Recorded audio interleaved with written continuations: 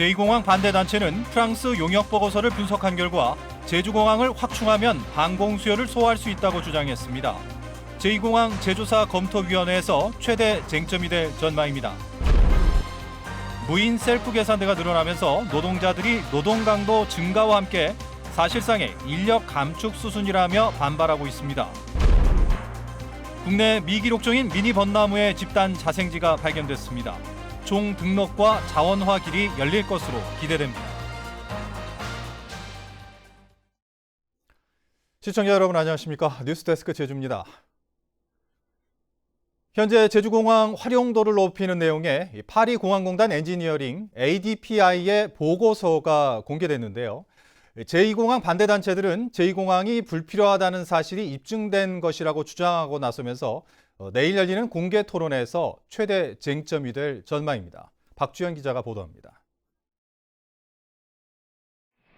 1분 45초마다 항공기가 뜨고 내리는 제주공항. 현재 남북 방향의 활주로와 동서 활주로, 이렇게 두 개의 활주로가 있지만 항공기 이착륙은 대부분 동서 활주로에서 이루어지고 있습니다. 남북 활주로는 길이가 짧아 항공기 착륙에 어려움이 있고 현재 관제탑 위치로는 사각지대가 발생해 활용률이 3%에 그치고 있습니다.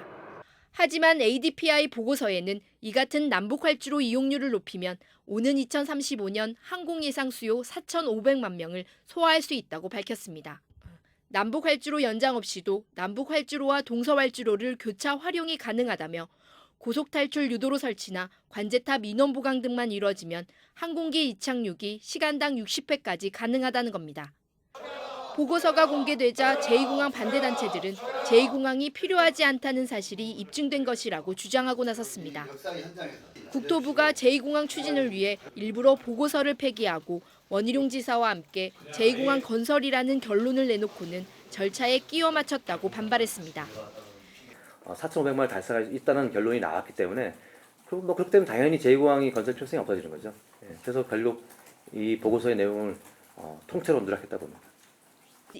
이에 대해 국토부는 ADPI 보고서 검토 결과 남북 활주로 이용을 늘려 제주공항 활주로를 교차 활용할 경우 항공기 동선이 충돌할 우려가 있고 시간당 이착륙 횟수도 60회까지는 불가능하다고 반박했습니다.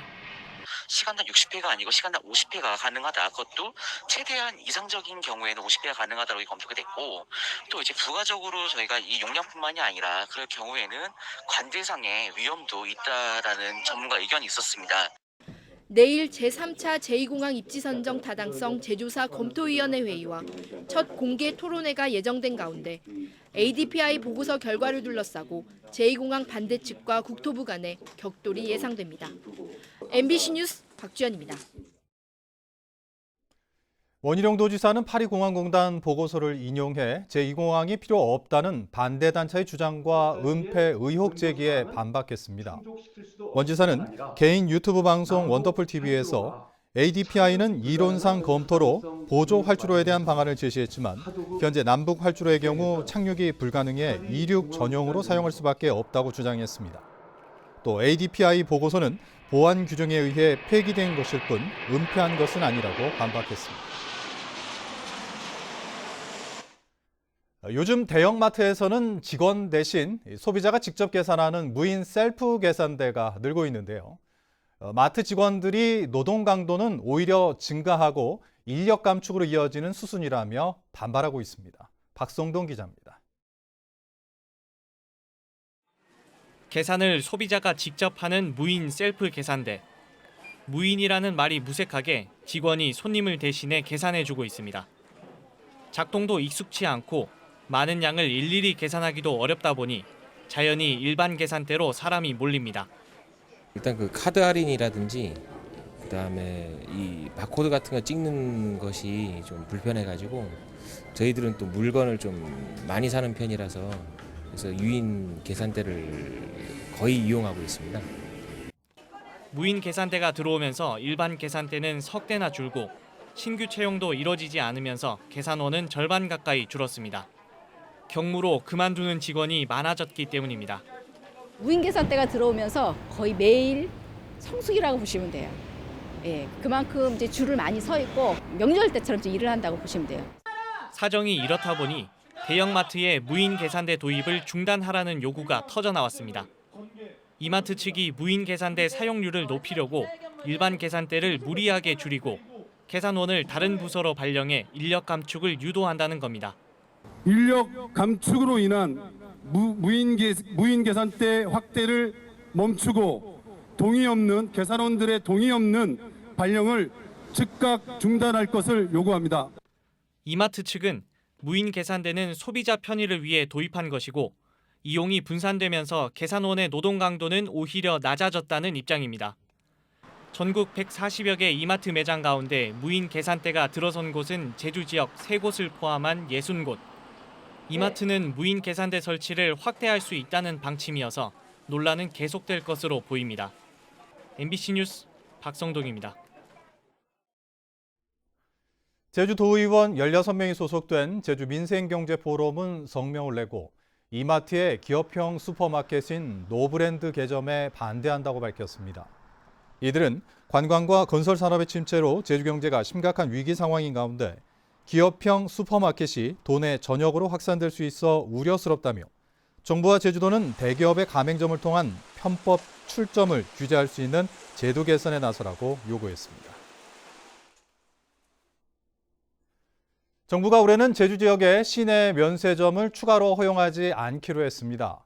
기획재정부는 면세점 운영위원회를 열어 제주 지역은 지난해 면세점 매출액이 재작년보다 5,600억 원 늘어 신규 허가 요건인 2,000억 원을 충족했지만 원희룡 지사의 반대 의견과 외국인 관광객 감소 가능성을 고려해 올해는 신규 허가를 내주지 않고 1년 더 상황을 지켜보기로 했습니다. 기재부는 올해 서울 3개와 인천, 광주, 충남에 1개씩 신규 허가를 내주고 제주는 내년에도 요건을 충족하면 긍정적으로 검토하기로 했습니다.